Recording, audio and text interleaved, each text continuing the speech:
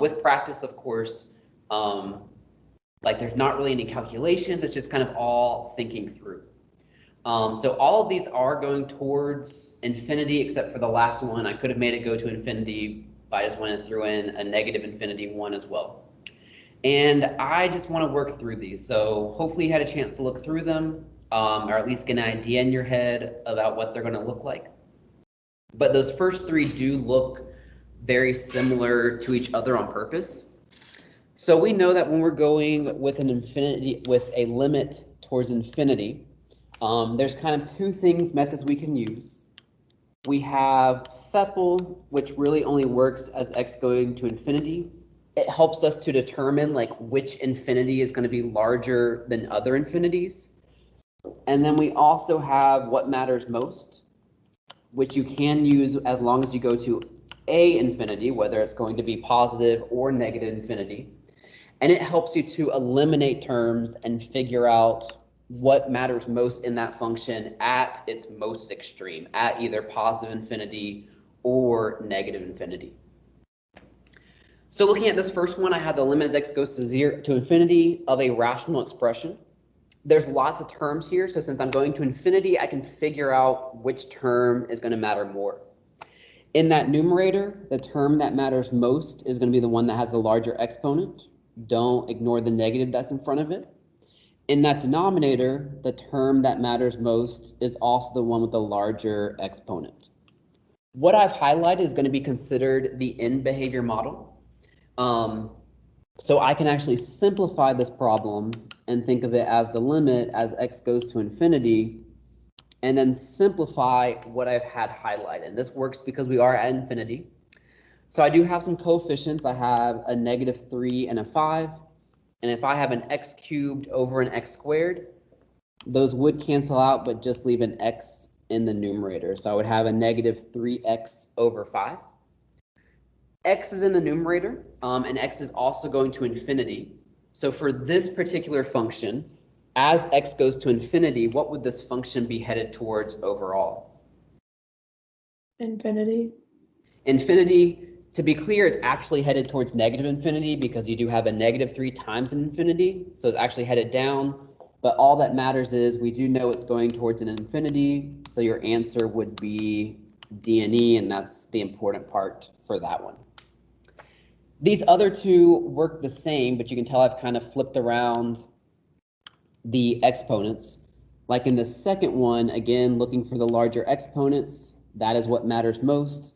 Same thing in this third one, looking for the largest exponent, that is what matters most. But these do all simplify differently. The second one, when you simplify it, the x's have the same exponent, so we're just left with -3 over 5.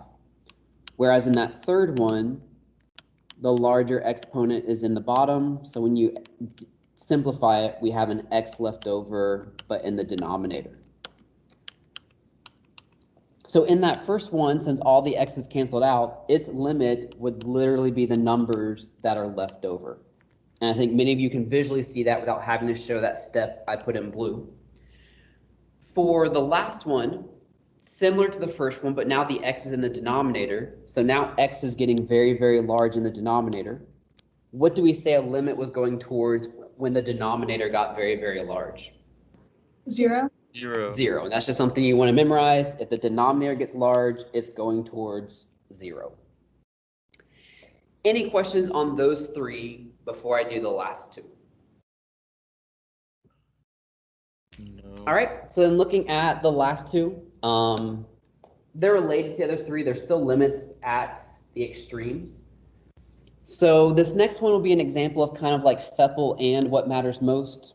So I know that 2x matters most in the numerator. There's only a 2e to the x in the denominator.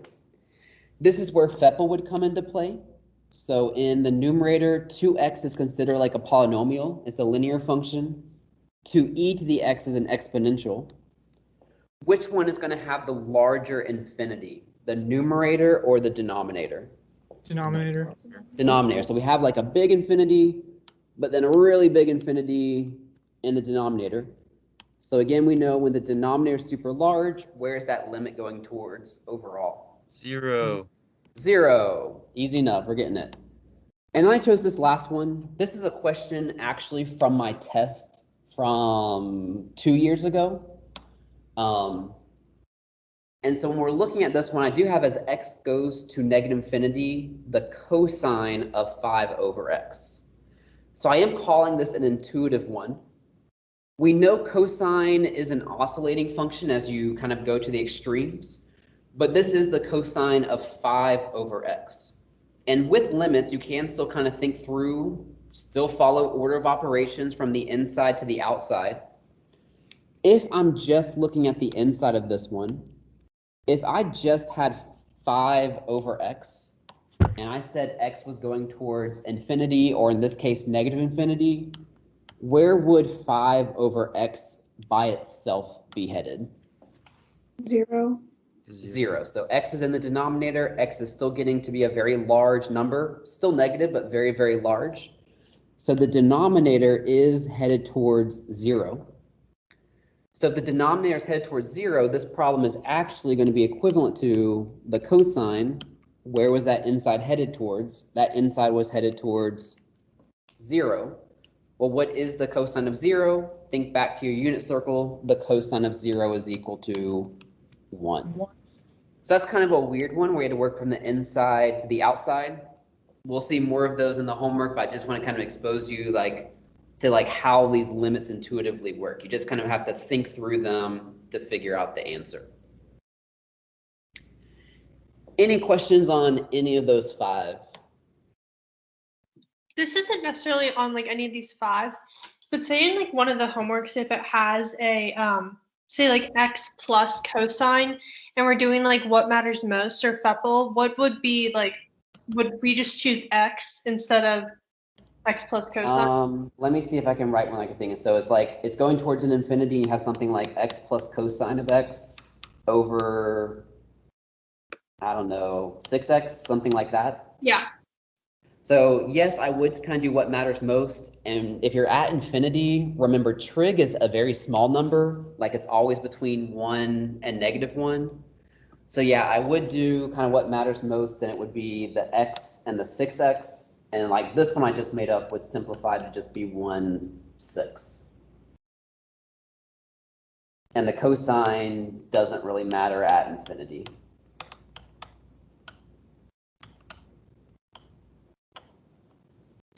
Did that answer your question? Yeah, thank you. Sorry. Any other questions before I move on? Yeah, I have a question. Who is that? Are you, Armani? Go ahead. Yeah. What if the 5 over x wasn't there? What if it was just like cosine of x? Good question. So if I just had the limit as x goes to, we'll say negative infinity, and instead of being 5 over x, you're saying it's just the x. So in this case, x is still going to infinity. And in this case, let me actually write down what you said. Let me just put cosine there. In this case, if x is going towards infinity, like the inside is going towards infinity and no longer going towards 0. And so like the cosine of infinity, that would be a case that is D and E. So that is kind of a good comparison between that last example and the one you just asked me. This one, you're not really simplifying the inside, so it would end up being does not exist. Okay, thank you. Any other questions? All right, so the first example I want to look at is some ones that have some square roots in them. And we'll see how we work this one out. So these are the same problems. I have the limit as x goes to infinity and negative infinity of this expression with 2x minus 8 all over the square root of x squared minus 5x plus 4. And we want to find the limit as x goes to infinity. So again, we don't have to worry about plugging something in. Like we can go ahead and think about like what matters most, FEPL, and things like that. Since these are a polynomial, we can go ahead and kind of think about what matters most. And so let's just look at the first one, even though it's really the same for both of them. In that numerator, which term is going to matter most at infinity? 2x. 2x. And that's true for both of them. And then if you were to describe what term is going to matter most in the denominator, what term would you say is going to matter most in the denominator? X squared. X squared. X squared, and I'm actually going to expand that because it's not really X squared, it's really the square root of X squared. So I'm actually going to highlight all of that because that is part of the denominator. And so first thing I want to say, you're like, okay, so I'm doing the square root of X squared. What would you say the square root of X squared is? X. X. X. And this is where I'm not going to say you've been lied to in math. You just haven't been told like the full story in math. And in calculus for limits, so you don't miss things, I want you to go ahead and just know in your head that like the square root of X squared is technically the absolute value of X. So I know that seems brand new to you. It's not, but we're going to think of it that way. Where it comes from, I'm going to kind of go off to the side. Think back, if you were solving an equation like X squared is equal to 4, what would you say that X was equal to if you were just looking at that basic equation? Plus or minus 2. Plus or minus 2. Mhm. And so where that's actually coming from, like, yes, most teachers, including myself, would say, okay, take the square root of both sides. And we know when you take the square root, it could be the positive or negative version of that number. We really are, maybe it's a bad thing we're doing as math teachers, we're really skipping over a step. And what we should actually say here is the square root of X squared is the absolute value of X, which is equal to 2, which implies we know absolute value makes things positive or negative, and that's really why X is equal to plus or minus 2. And this is true really for any even root. So like if you take a 4th root, a 6th root, an 8th root, etc., you're technically using an absolute value. If you're doing an odd root, you do not need to worry about this. You can just take the odd root as is. And so why this is important, I'm going to go ahead and rewrite the simplified end behavior model. So we already said in the numerator, 2x is what matters most. The denominator is the square root of X squared, which I'm going to think of as being the absolute value of X. So I'm going to go ahead and write this one as well. I have 2x over the absolute value of X. And so think about what you wish you could do. If that absolute value was not there, what could you do with those X's? Cancel them out. You can cancel, and that's what you really, really want to happen, so that you know the answer is 2. But we actually have to think a little bit more about the problem, which is why I teach this in the intuitive section, is you want to think about what the sign of those values are going to be. So yes, those X's are going to be the same value. Yes, they would cancel out, but you need to think about whether they're going to be positive or negative. So here's my thinking. As I'm coming in, as X goes to positive infinity, well, if X is going towards positive infinity, in the numerator, I have 2 times a positive number. So I know that the numerator is going to be a positive number. Looking at the denominator, well, it's absolute value, so it doesn't matter, but what is the denominator going to be? Positive as well. So then I know the answer to this first one, if I go to positive infinity, would just be 2, because I would be able to plug in like positive infinity and then simplify it.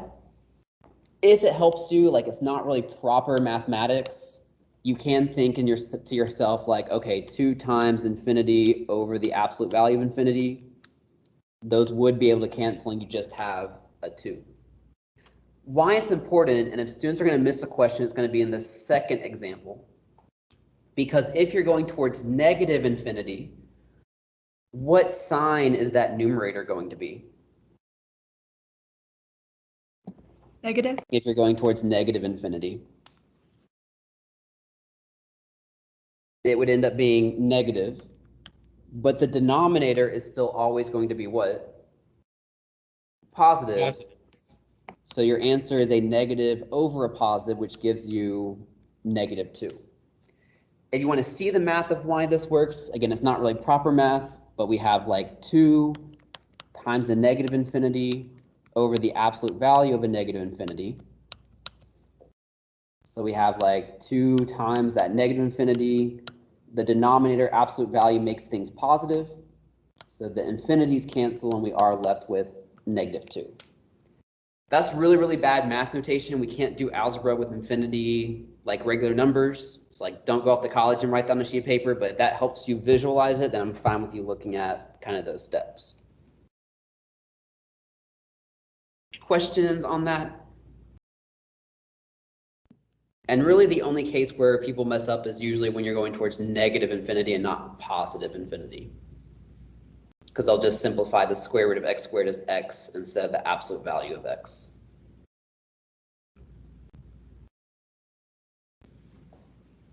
All right, just about done. So I'm going to go back to, so here is the full chart if you still happen to have it out or available. I did want to go ahead and kind of show you all the limits that we've done. So we've talked about plugging in numbers. We know what a number over 0 means. We've looked at algebra. We've now looked at FEPL and what matters most. You will see there is another method to use. Kind of just outlined it in orange.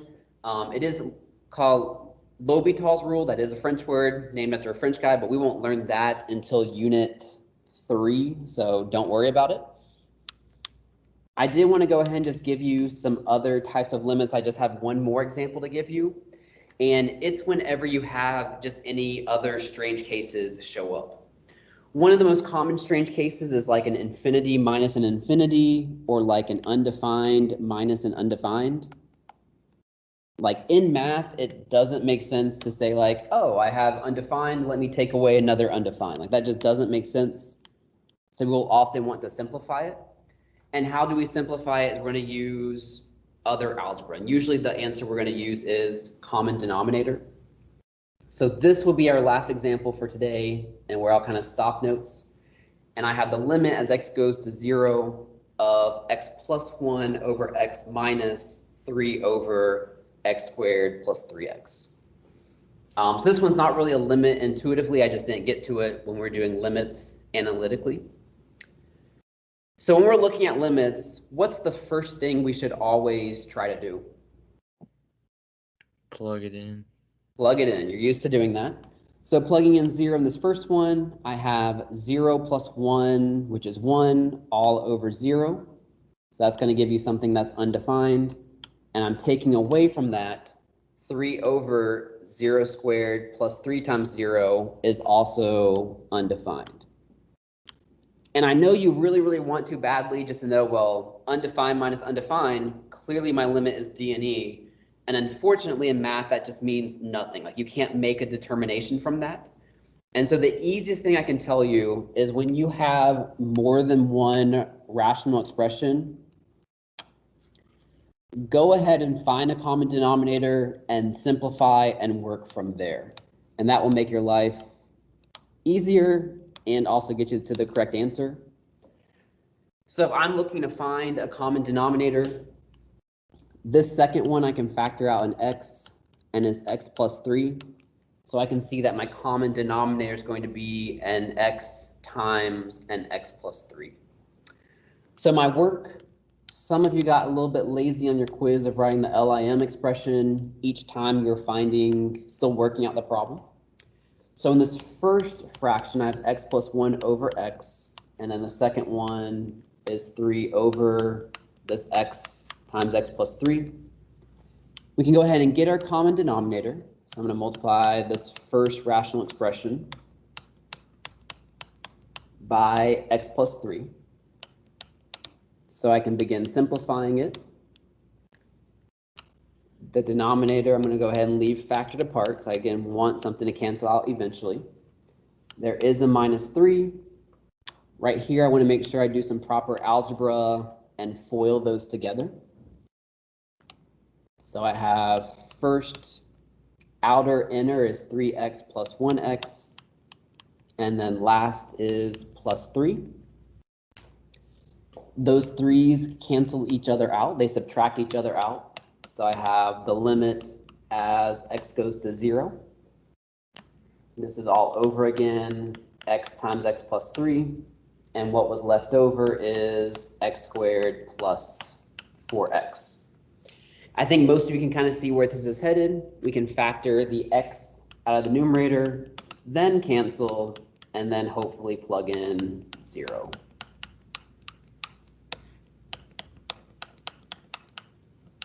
So I have factored it, the x's cancel, and now I can plug it in, 0 plus 4 over 0 plus 3. Leave your answer like that, or write your answer as 4/3. So that's not an example of limits intuitively, but I just didn't get to it with limits analytically. That concludes my notes really for this topic. So I am going to kind of go over the homework one more time, just make sure we're all on the same page of what we need to accomplish today. And then I'll let you go ahead and sign out of class. Any questions on that problem though? All right. So again, your homework that you're working on is homework number 4. That's going to be limits intuitively. I think some of you probably already started that, which is great. Your test is next week after your long weekend. We have one more topic to cover, and that topic is going to be limits and continuity. My goal is for those notes to only take one day because it's a pretty straightforward topic, but that will be homework number 5, and that's the last homework we have for this unit. I did want to go ahead and take some time to talk about how I do my review for this class. And some of you already saw this probably in your OneNote, which is great. So if you just kind of look at the screen that I've shared, I just want to show you some things. So I have shared with you, and I'm just going to click on yours, a briefcase binder tab. And the briefcase binder is normally something I do face-to-face, where you have like an actual physical binder and you're collecting stuff throughout the year. So it's going to be basically, if you want to think about it, come May for the AP exam, instead of having to go out and purchase like an AP calculus study book, you're going to be creating your own study book for each unit. This is one of your summative grades. It's a semester long grade, and basically you add a portion to your briefcase binder at the end of each unit, and it's due the day of your test. It is basically going to be a review. So when you're looking at that tab, you're welcome to click on it and kind of explore it. For each unit, you're going to have 4 parts to complete. So I put a table and contents. A lot of students get annoyed when they're creating this the first time around, but as the year goes on and they forget stuff, they like it because it's something handy they can use. Also, one huge benefit last year when the AP exams were online, the students had a briefcase binder with all the most important stuff on it that they could quickly and easily reference as needed.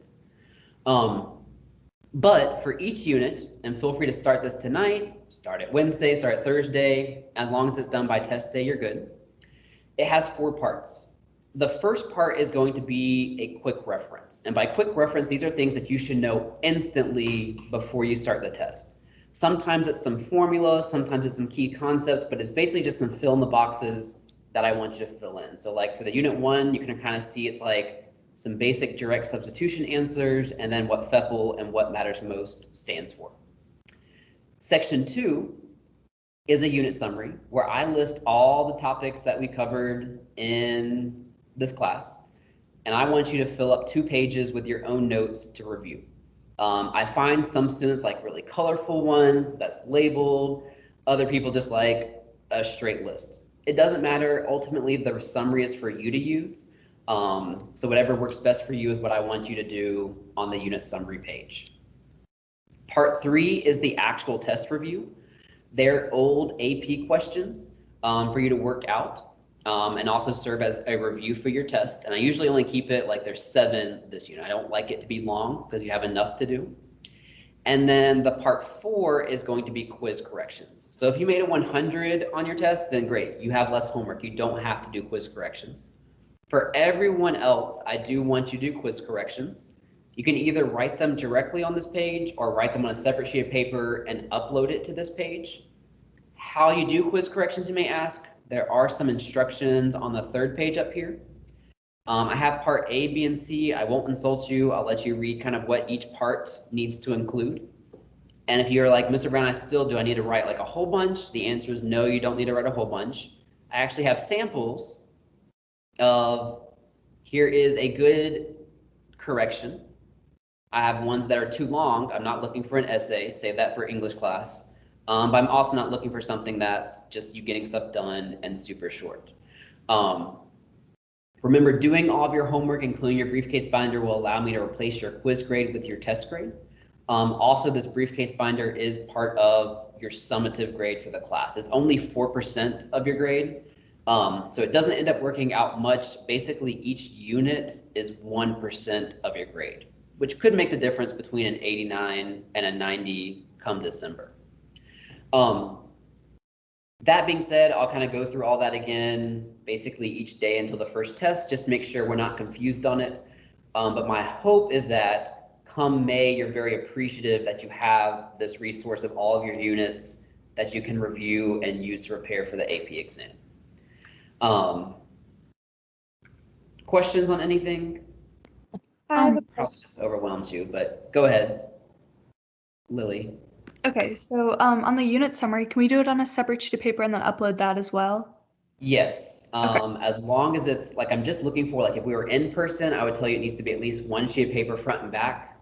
Okay. Too much, then it's probably not a summary. But yeah, whichever way you want to get your work onto that page in OneNote, I am fine with. I'm not picky at all. Okay.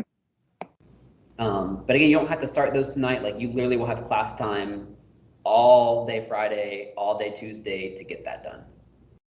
I just know some people like getting ahead of everything. If you don't have any other questions, you can go ahead and sign up class. I'm glad everyone showed up again today. Feel free to hang back if you want to ask any questions in a smaller group, or you can always join me in office hours.